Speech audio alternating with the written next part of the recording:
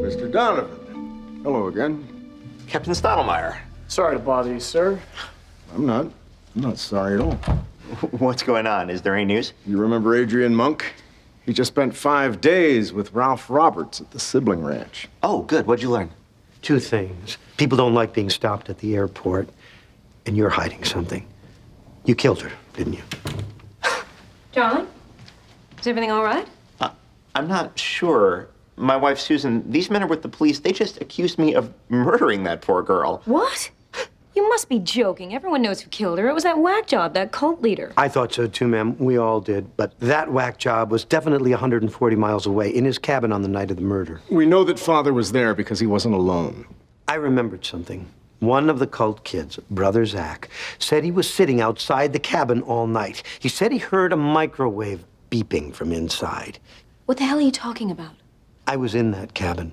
There are a couple of lamps. There's a hot plate. There is no microwave. What the boy heard was a beeper. It belonged to a doctor making a house call. Father has trouble bending down, and that explains the plastic cap I found on the floor. It was from a syringe. Father has a bad back. It's a big secret, of course. He's supposed to be the eternal one who never gets sick. He even built a secret door in the wall so the doctors could go in and out without being noticed. I remembered seeing a ridge in the dirt behind his cabin. We found the doctor. He's an osteopathic surgeon named Wesserman. He goes to the ranch once a week to give Father a cortisone shot. See, Father has a beautiful alibi, but he can't tell anybody. Okay, so maybe it isn't this man, this father person. That doesn't mean that Tom was involved. Your husband swore that he saw Father at that rest stop. He picked Father out of a lineup twice. Now, if Father wasn't there, that means your husband is lying, and I'd like to know why. Okay, this is ludicrous. My husband is a hero. He tried to save that woman. He drove her to the hospital. Look, this just came in the mail. I can prove it. It's a traffic ticket. He must have run a red light. They had one of those automatic cameras. That's him, and that's the girl. That proves it, right? Yes, ma'am. I'm afraid it does. Where's the car? This is the car you were driving? It hasn't been cleaned or anything? It's been here all week. It's a company car. We're gonna have it cleaned and reupholstered on Monday. Oh my God, that poor girl. Can I have that back, please? I'm afraid not. This picture is material evidence in a homicide.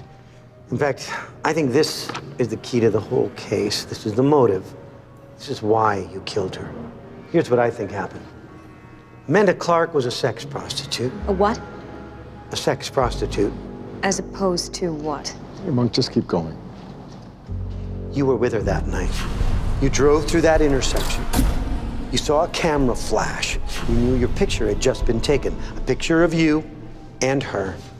As you said, it's a company car, which meant they'd be sending the ticket here to the office, which meant your wife would see it and she would not be happy. You got that right. Somehow you were going to have to explain this photograph. Amanda must have told you about her past, about her life in the cult. You realized you could kill her and blame it on the whacked-out cult leader. He was a perfect fall guy. Everybody knew Amanda was afraid of him. That's it? That's just a story. Where's your proof?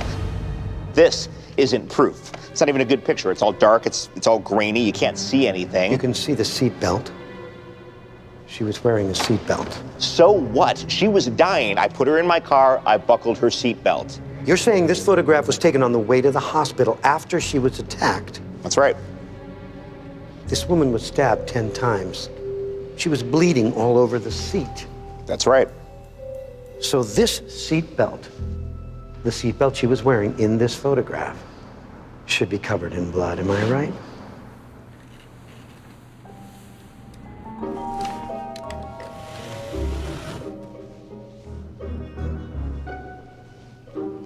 That's gonna be hard to explain. I'd say impossible. Mr. Donovan, you're under arrest. Come with me, please, sir. You okay? Yeah, it's just your basic mail bomb, no big deal. So I heard you're leaving. New Jersey. You gonna miss me? Nope. Oh, maybe a little. Do me a favor and call me sometime to remind me why I left. I'll do that.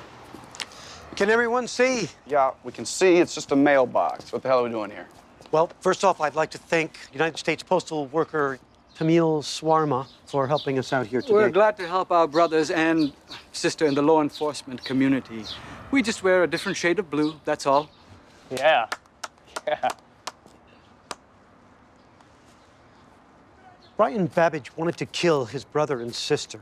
He found a way to mail a bomb in May, but not have it be delivered until August. It was quite brilliant, really. Yes, it was. Although by doing so, he violated 2 federal laws and a score of postal regulations. Go on. When I recently saw some wallpaper peeling off a wall, it reminded me of the ketchup bottles in Brian Babbage's closet. They were glued to the ceiling. The glue was the key. There was no glue in the bomb. It wasn't part of the bomb, it was part of the delivery mechanism. Exactly. It was an experiment, a stress test. The ketchup bottles weighed about the same as the mail bombs. He was trying to find out how long they would stick before they fell off. I don't get it. Tamil, 4 months ago, Brian Babbage went around the city late at night, cracked open the panel on a couple of these mailboxes. These locks are pretty simple to pick. I've talked to my supervisors, but they don't listen. Tamil. Don't make waves. Tamil. Everybody just wants to hit their 20 and get out. I can take it from here. Brian put the bombs in the mailboxes, but he didn't put them on the bottom with the rest of the mail. He glued them to the top. You see, it's a blind spot. Nobody ever looks up there. Why would they? 4 months later, the glue dries up, the bomb falls down, and the next day the mailman picks it up with the rest of the mail. It was like a time-released mail bomb. The U.S. Post Office unwittingly became the messenger of evil. Who'd have thunk it? Well put, Tamil. And by the time they were delivered, Brian had a perfect alibi. He put himself in a coma? That's his alibi? That's the stupidest plan I ever heard of. He came this close to killing himself. I was stumped too, but then I realized that wasn't his plan at all. No one would plan to be in a coma. His idea was to get himself arrested so he would be in jail when the bombs were delivered. That's why he tried to lead us on a car chase. He figured he'd be in jail for 7 or 8 months. He even picked out a terrible lawyer to make sure that he wouldn't get off. But he screwed up and he hit a truck. And then a car, then another car. Brian Babbage stumbled, literally by accident, into the best alibi in the history of crime. I mean, where's your proof? Brian Babbage woke up this morning. I've arranged for all of us to pay him a little visit. This is going to be great. Not you. Mr. Babbage? Maria. You're awake. It's a miracle. I came as soon as I heard. Sorry about your sister and your brother. Thank you, Maria. The doctor just told me about them. I can't believe it. I won't stay long. I just wanted to welcome you back, and I brought your mail. What's that? Oh, I'm sorry. It's a bomb! It's a bomb! Get down! Get down!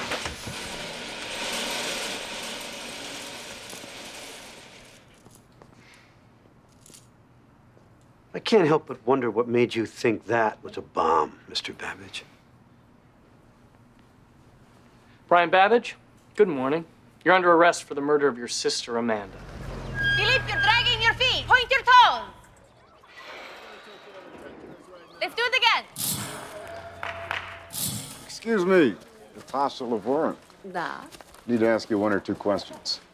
This is about my ex-husband. You're wasting your time. This isn't only about Sergei, ma'am. You're also the suspect in the murder of Edgar Heinz, the elephant trainer. Don't be ridiculous. That was an accident. Tragic. No, it was homicide, premeditated, and we have the murder weapon right here. Lieutenant!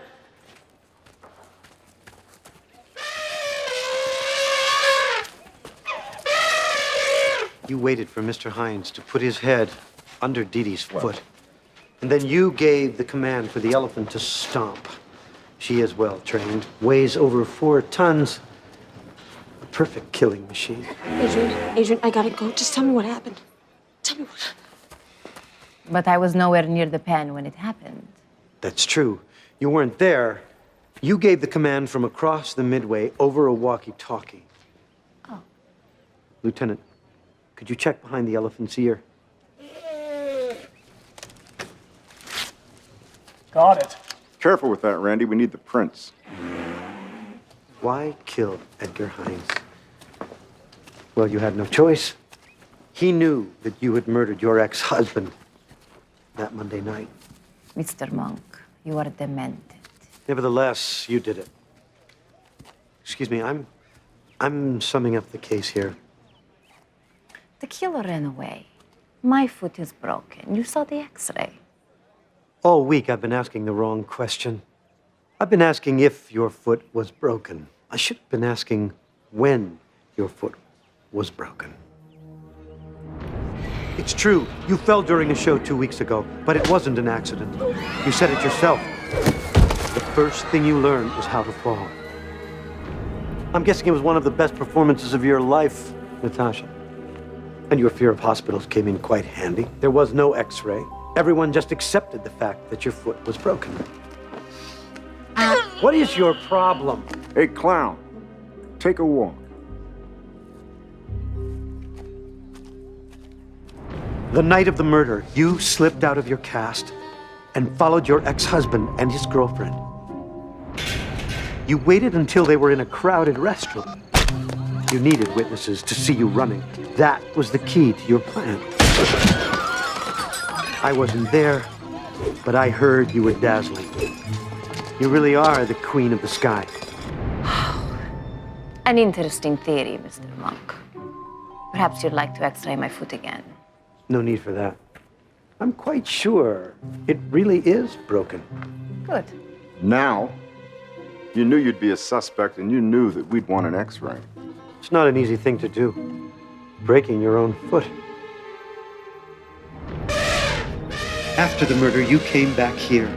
It was late. Everyone was sleeping.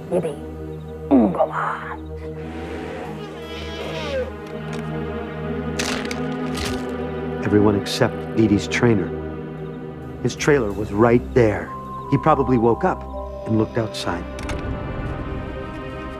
Can't somebody do something about this clown? Look, I'm a police officer. Knock it off. Go ahead. Like Tolstoy, you know how to tell a clever story. But you need proof. The elephant isn't talking. Anyone could have put that radio thing in her ear. Randy, take that down to the laboratory, straight away. I don't think they'll find any prints. She's too smart. I'm sure she wiped it down. Then again, that walkie looks brand new, which means she had to put batteries in it. You did remember to wipe your prints off the batteries, didn't you, Natasha? Waka waka! All right, that's it, freak. You're under arrest. For what? For impersonating an officer. Hey! Hey! Hey! Hey! Get her! Get her!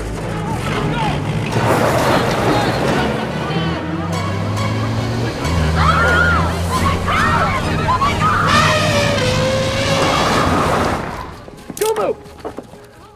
Go, go!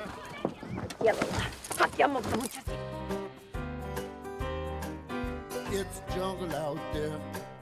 Disorder and confusion everywhere. No one seems to care. Well, I do. Hey, who's in charge here? It's jungle out there.